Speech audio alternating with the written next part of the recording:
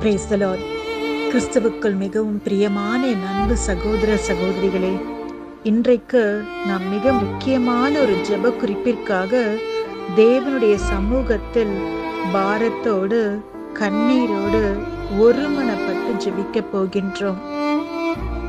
மலைகளும் பசுமையான மரங்களும் பாய்ந்து ஓடும் அருவிகளும் கண்ணை பறிக்கும் இயற்கை காட்சிகளும் நிறைந்த எழில் மிகுந்த இடமாக இருந்த நம் அண்டை மாநிலமான கேரளாவின் வடகிழக்கு பகுதியில் அமைந்துள்ள வயநாடு தற்போது மாபெரும் இயற்கை சீற்றத்தால் மலைகளும் பெயர்ந்து மண்களும் சரிந்து அழகான அருவிகள் காட்டாற்று வெள்ளம் போல பாய்ந்து அமைதியோடு வாழ்ந்து வந்த மக்கள் இருந்த அந்த கிராமங்களை மண்ணுக்குள் புதைத்து பல உயிர்களை பலிவாங்கிய மயான பூமியாய் மாறிவிட்டது.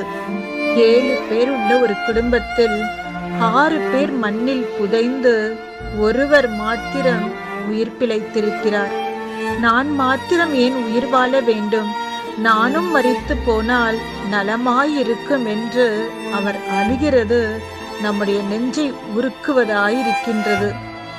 கணவனை இழந்த மனைவி, மனைவியை இழந்த கணவன், பெற்றோரை இழந்த பிள்ளைகள், பிள்ளைகளை பறிகொடுத்த பெற்றோர், கஷ்டப்பட்டு இரவும் பகலும் பாராமல் சிறுக சிறுக சேமித்த தங்களுடைய உடைமைகளை, தங்களுடைய வீட்டை எல்லாவற்றையும் இழந்துவிட்டு அவர்கள் நிற்கின்ற காட்சியை பார்க்கும்போது ஐயோ, நம்முடைய உள்ளமே உடைந்து விடுகின்றதை போல இருக்கின்றது. தன் எஜமானை காணாமல் 4 நாட்களாக சாப்பிடாமல் தேடி அலையும் 4 கால் ஜீவன் என்று எங்கும் கண்ணீர் விட செய்யும் காட்சிகள்.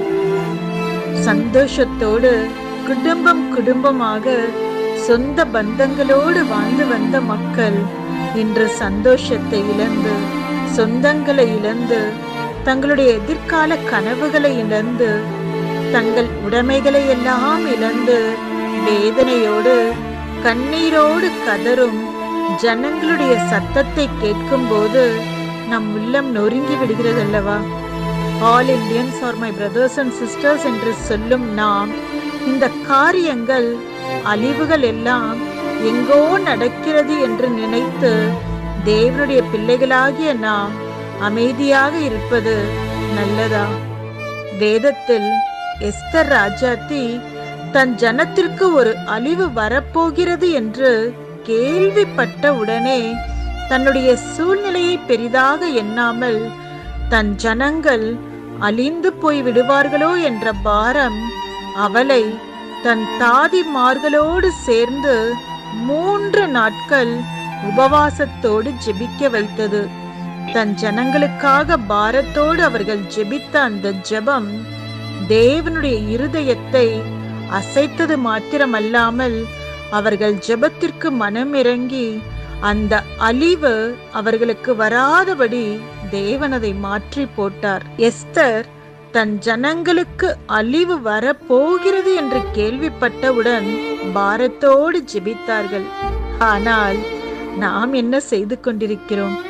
அழிவுகள் நம் தேசத்தில் வந்து கொண்டிருக்கிறதை பார்த்து அச்சோ பாவம் என்று சொல்லிக் கொண்டும், தொலைக்காட்சிகளில் செய்திகளை பார்க்கும் போது மட்டும் பரிதாபப்பட்டு கொண்டும், செய்தித்தாள்களில் செய்திகளை படித்து கொண்டும், மற்றவர்களிடத்தில் அதை குறித்து பேசிக்கொண்டு அனுதாபப்பட்டு கொண்டும் மாத்திரம் இருக்கின்றோமா? இதில் நான் என்ன செய்ய முடியும் என்று நம்முடைய சூழ்நிலைகளை காரணம் காட்டி நம் சொந்த காரியங்களையே பார்த்து கொண்டு இருக்கின்றோமா? இன்னும் சொல்ல போனால் நாட்கள் கடந்து செல்லும் போது இப்படிப்பட்ட ஒரு அழிவு என்று ஒன்று நடந்ததையே மறந்தவர்களாக நாம் வாழத் தொடங்கி விடுகின்றோம். நம் தேசத்தில் இதுவரை பல அழிவுகள் வந்து போனது. ஒவ்வொரு அழிவுகளிலும் மக்கள் கொத்து கொத்தாக மரித்து போனார்கள். ஆத்துமாக்கள் தேவனை அறியாமல் அழிந்து கொண்டிருக்கிறார்கள். இதை பார்த்து கொண்டிருக்கிற நாம் என்ன செய்கிறோம்? இப்படி எல்லா அழிவுகளையும் பார்த்து கொண்டும் கேட்டுக்கொண்டும் அதை குறித்த கவலை இல்லாமல், ஆத்தும பாரம் இல்லாமல், நான், என்னுடைய குடும்பம், என்னுடைய பிள்ளைகள், என்னுடைய காரியங்கள், என்னுடைய தேவைகள், என்னுடைய வசதிகள் என்று வாழ்வோமானால் அது மிகவும் வேதனையான ஒன்று. வேதத்தை நாம் பார்த்தோமானால் ரோமர் 12:15 அழுகிறவர்களுடனே அழுங்கள் என்றும், கலாத்தியர் 6:2 ஒருவர் பாரத்தை ஒருவர் சுமந்து இப்படியே கிறிஸ்துவினுடைய பிரமாணத்தை நிறைவேற்றுங்கள் என்று நம் ஆண்டவராகிய இயேசு கிறிஸ்து சொல்லி இருக்கின்றார்.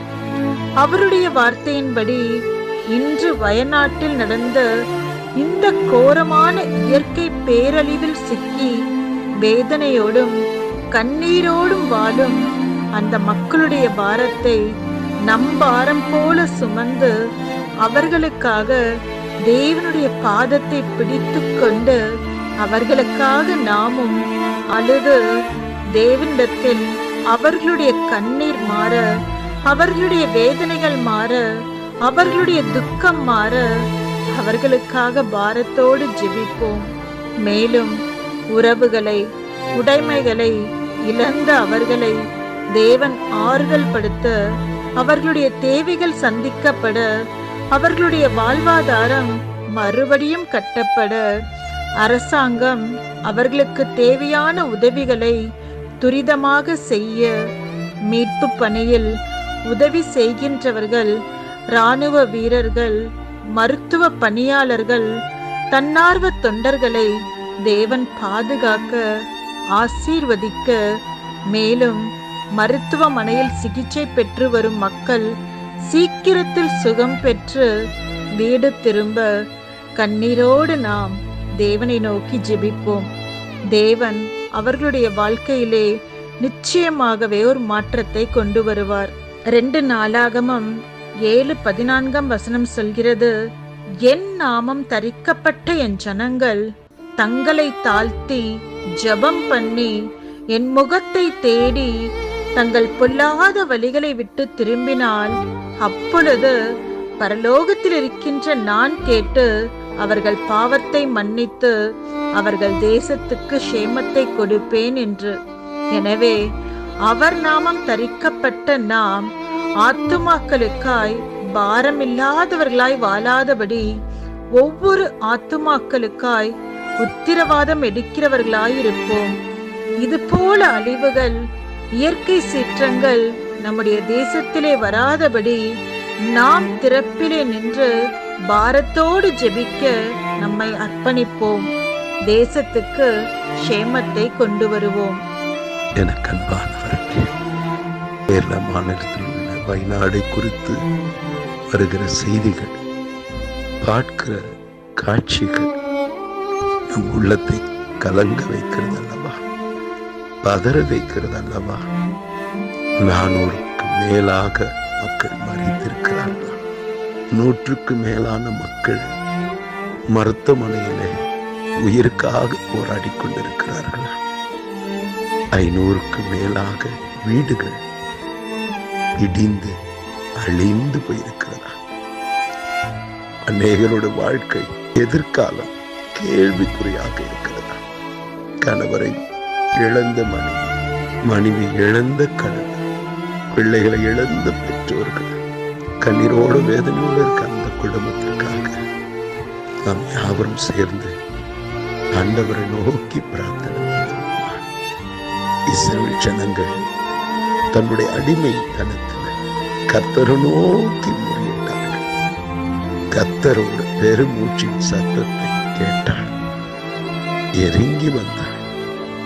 மோசேடு ஒரு மனிதனை எழுப்பினார், அவளை ரட்சித்து பாதையில் நடத்தினார். இந்த நாளில் திறப்பிலும் நின்று நாம் ஜெபம் செய்வோமா? கண்களை மூடி நாம் ஜெபம் செய்வோம். அன்பும் இருக்குமுள்ள நல்ல தகப்பனே, வயநாடில் இருக்கிற மக்களுக்காக, கேரளாவில் இருக்கிற மக்களுக்காக நாங்கள் கண்ணீரோடு ஜெபிக்கிறோம். குடும்பத்தை இழந்து, பிரியமானவர்களை இழந்து, ஆஸ்திகளை இழந்து, எல்லாவற்றையும் இழந்து தவித்துக் கொண்டிருக்கும் ஒவ்வொரு மக்களுக்காக நாங்கள் கண்ணீரோடு ஜெபிக்கிறோம். ஆண்டவரே, எந்த விதத்தில் அவர்களை நாங்கள் ஆறுதல் படுத்த முடியாது. உடைய ஆறுதல் பிரசனம் அவர்களை நிரப்பட்டுங்கப்பா. போதும் சுவாமி, இதுவரைக்கும் இழந்த உயிர்கள் போதும், இதுவரைக்கும் பார்த்த பேரழிவுகள் போதும், இதுவரைக்கும் அந்த மாநிலத்தில் இருக்க மக்கள் பட்ட கஷ்டங்கள் போதும், சேதங்கள் போதும் சுவாமி. அப்பா, மனதுருகி ஒரு அற்புதத்தை செய்ய நீ சகல ஆறுதல் தேவன் அல்லவா. நம்பினோரை ஒரு போதும் கைவிடாதே தேவன் அல்லவா. இதோ ஒரு குடும்பமா, இது ஒரு குடும்பமாக ஒரு மனதோடு இந்த நாளில் இந்த மாநிலத்திற்காக, அந்த வயல்நாட்டில் இருக்க அந்த மக்களுக்காக, ஒவ்வொருக்காக நாங்கள் கண்ணீரோடு ஜெபிக்கிறோம் சுவாமி. அப்பா, உம்முடைய தூதர்களை கட்டளிடுங்க. பாதம் கல்லில் இடராதபடி உம்முடைய தூதர்களை கட்டளிடுவேன் என்று சொல்கிறார். இதுவரைக்கும் பார்த்த பேரழிவுகள் போதும், கஷ்டங்கள் போதும், வடித்த கண்ணீர் போதும். அங்கு உயிருக்காக போராடி கொண்டிருக்கிற, மண்குள் புதைந்திருக்கிற அநேகரை அற்புதமாக உயிரோடு காப்பாற்றும்படி அந்த உன்னத ஞானத்தினால், அறிவினால் அவர்கள் நிறைக்க போகிறதுக்காக நன்றி. அங்க இருக்கிற அந்த சீதோஷ்ண கிளைமேட் ஆண்டவரை கட்டுக்குள் வரத்தக்கதாக ஒரு ஆளுகை காணப்பட போகிறதுக்காக நன்றி. அங்க இருக்கிற புரண்டு இருக்கிற வெள்ளம் எல்லாம் வழி விலகி போகட்டும் சுவாமி.